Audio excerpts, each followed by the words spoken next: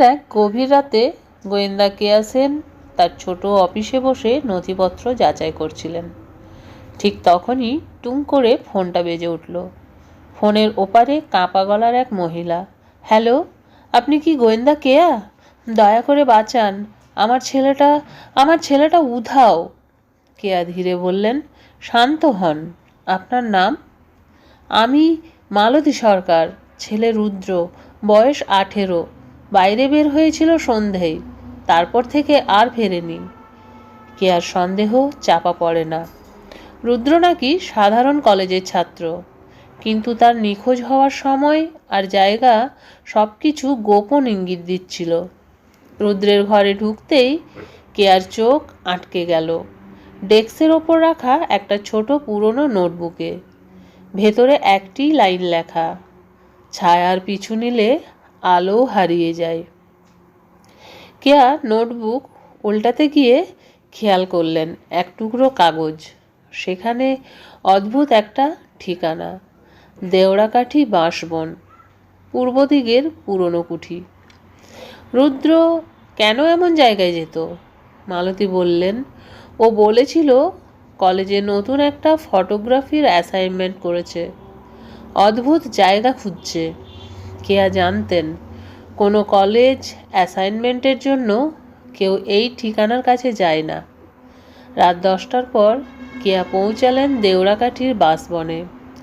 অচেনা জায়গা, ভয়ঙ্কর বাতাসে বাঁশপাতার ঘর্ষণ যেন মানুষের কান্নার শব্দের মতো লাগছে।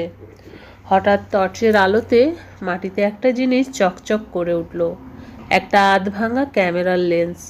সেটা তুলে দেখতেই কেয়া বুঝলেন এটা রুদ্রের ক্যামেরার লেন্স।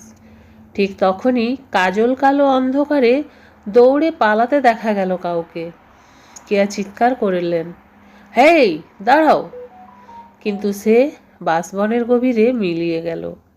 কেয়া ভাঙাচোরা কুটিরের সামনে এসে দেখলেন দরজাটা আধ খোলা। ভেতরে ঢুকেই চোখে পড়ল একটা বড় বোর্ডে টাঙানো বহু ছবি।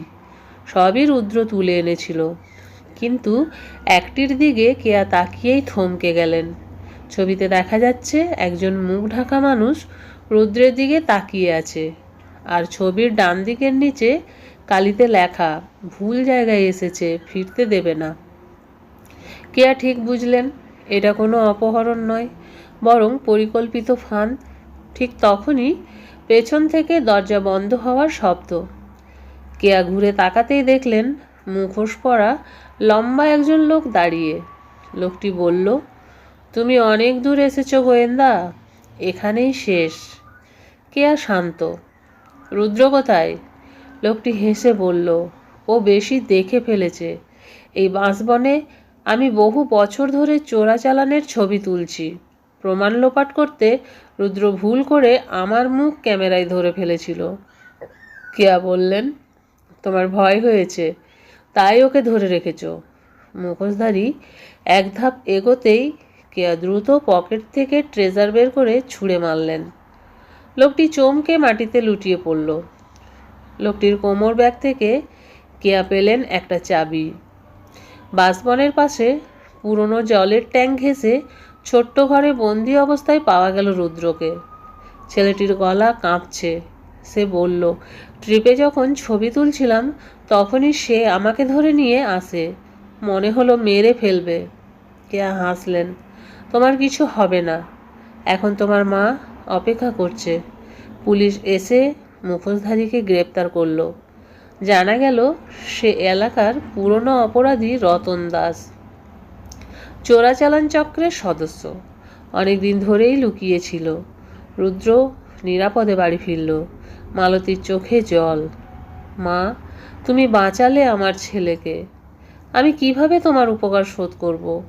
কেয়া শুধু বললেন, সত্য লুকিয়ে থাকে না, ছায়া যতই দীর্ঘ হোক শেষমেশ আলো তাকে ভেদ করেই। গল্পটি তোমাদের ভালো লেগে থাকলে গল্পটি শেয়ার করে দিও, এবং এই রকম নিত্য নতুন গল্প পেতে চাইলে আমার চ্যানেলটি সাবস্ক্রাইব করে আমার চ্যানেলের পাশে থেকো।